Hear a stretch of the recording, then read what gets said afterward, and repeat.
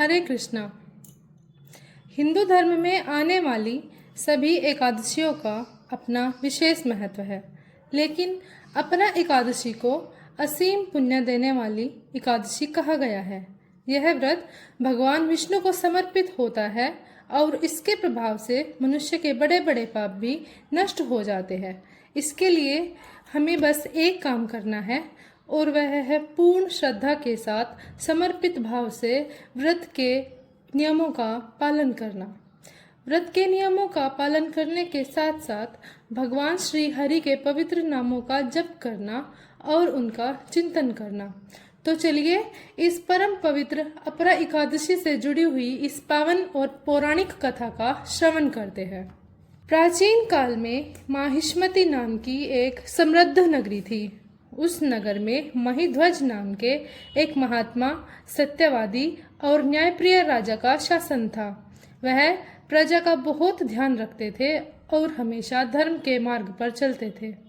उनकी प्रजा भी उनसे बहुत प्रेम करती थी, लेकिन उनका छोटा भाई वज्रध्वज स्वभाव से बिल्कुल विपरीत था।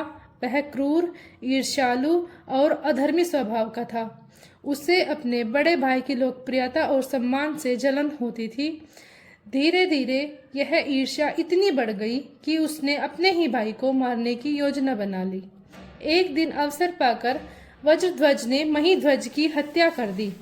इतना ही नहीं, उसने उनके शरीर को जंगल में ले जाकर एक पीपल के पेड़ के नीचे दबा दिया ताकि किसी को इस घटना का पता न चले।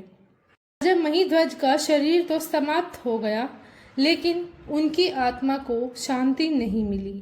वह एक प्रेत के रूप में उसी स्थान के आसपास भटकने लगी। वह आत्मा अत्यंत पीड़ा में थी और मुक्ति के लिए तड़प रही थी। कई वर्षों तक वह आत्मा इसी प्रकार कष्ट झेलती रही।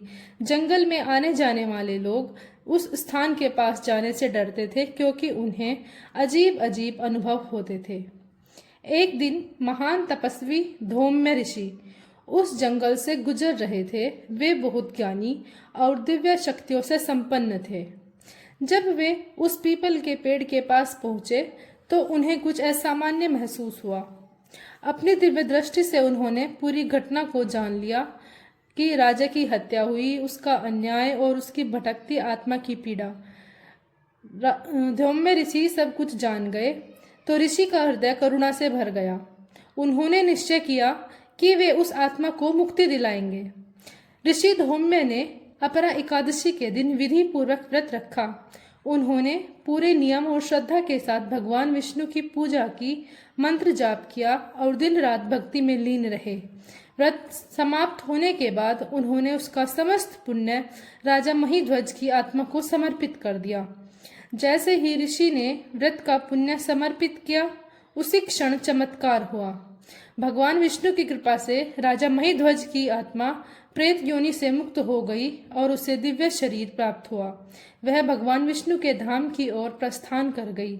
इस प्रकार अपरा एकादशी के व्रत के प्रभाव से ऋषि धौम्य ने राजा महिध्वज की भटकती आत्मा को मोक्ष की प्राप्ति कराई। इसी के साथ अपरा एकादशी की कथा समाप्त होती है।